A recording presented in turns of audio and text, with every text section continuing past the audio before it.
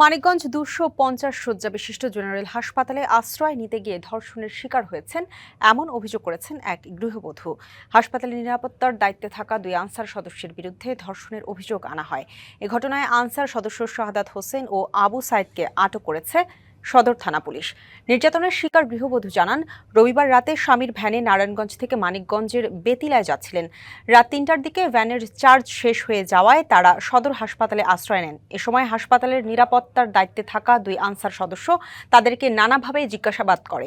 পরে তারা হাসপাতালের নিচ তলায় স্বামীকে রেখে ওই ভবনের দ্বিতীয় তলায় মেয়েটিকে নিয়ে নানাভাবে ভয়ভীতি দেখায় ও ধর্ষণ করে। পরে স্থানীয়দের সহযোগিতায় তারা থানায় গিয়ে আনসার সদস্যদের বিরুদ্ধে অভিযোগ করেন। ঘটনার সত্যতা স্বীকার করে সদর থানার ভারপ্রাপ্ত কর্মকর্তা জানান, ভোরে ২ আনসার সদস্যকে আটক করা হয়েছে। আমার মাথায় ছুঁয়ে বলো তো যে কিছু করছে কিনা বা কিছু হয়েছে কিনা তোমার সঙ্গে।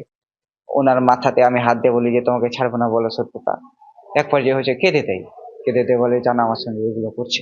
অনেক ভয় দেখাইছে, তোমার মায়েরা ফেলমু, তোমার এটা ওইটা অনেক কিছু বলছে। পরে আমার ধর্ষণ করা হয়েছে। তারপর উনি যাওয়ার পরে আরেকজনের পাঠাইছে, উনি এরকম করছে।